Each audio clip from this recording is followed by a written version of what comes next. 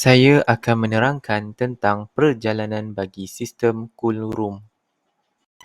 Yang pertama, paip ini akan merupakan keluaran daripada evaporator dan akan terus kepada accumulator, di mana ia akan memastikan hanya wap sahaja akan memasuki ke dalam kompresor. Ini merupakan low side dan ini pula merupakan high side dan akan terus memasuki ke dalam oil separator. Oil separator adalah untuk menapis bahan pendingin daripada sebarang minyak.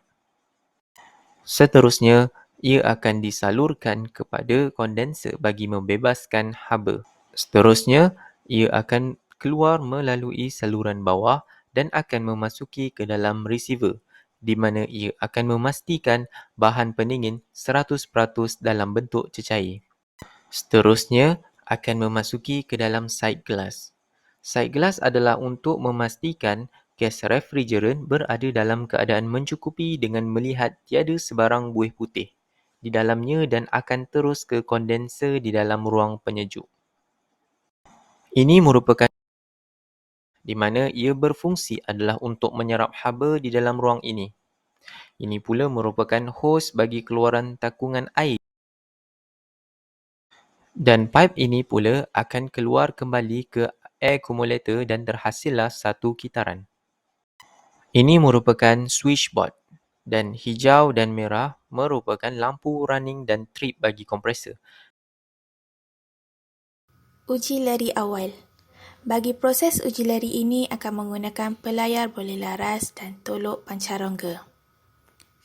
Buka penutup service valve dan nut pada bahagian high side dan bahagian low side pemampat. Sambungkan hos tekanan tinggi pada tolok pancarongga pada injap bertekanan tinggi pemampat dan hos tekanan rendah tolok pancarongga pada injap bertekanan rendah pemampat. Buka service valve pada high side dan low side.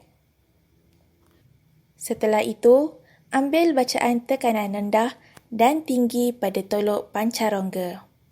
Seterusnya adalah mengukur suhu menggunakan termometer. Proses recovery. Hos tolok pancarongga akan disambungkan pada pemampat iaitu pada bahagian suction dan discharge. Hos kuning akan disambungkan pada filter dryer mengikut aliran anak panah yang ada pada filter dryer.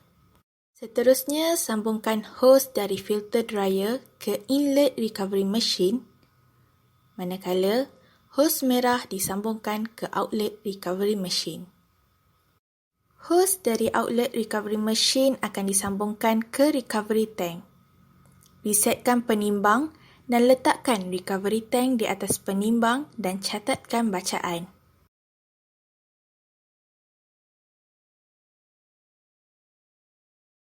Proses recovery. Tolok pancarongga disambung pada unit dan akan pergi ke recovery machine inlet dan outlet akan ke recovery tank. Proses recovery. Buka injap tolok pancarongga bertekanan rendah dan buka injap tolok pancarongga bertekanan tinggi. Pada recovery machine, buka injap inlet dan injap outlet dan tukarkan kepada recovery. Seterusnya, hidupkan recovery machine. Setelah selesai recovery, tutup recovery machine dan tutup injap bertekanan rendah dan injap bertekanan tinggi pada tolok pancarongga. Proses vacuum. Hos kuning daripada manifold akan disambungkan pada pump vacuum. Buka injap bertekanan rendah pada tolok pancarongga dan hidupkan pump vacuum dan buka injap tekanan rendah dengan perlahan-lahan. Jalankan pump vacuum selama 15 hingga 30 minit.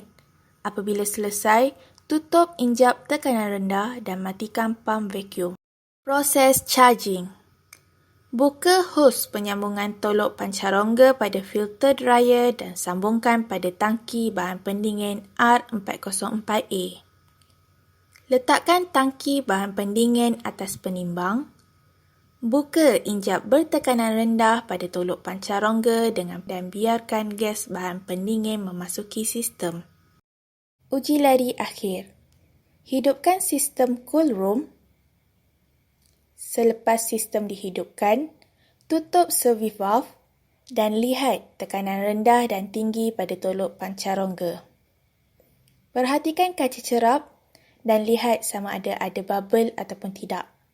Jika tiada, menunjukkan sistem berada dalam keadaan baik. Selepas itu, dapatkan suhu pada penyejat di bahagian cool room dan suhu pada bahagian pemeluak. Menggunakan clamp meter, dapatkan bacaan arus.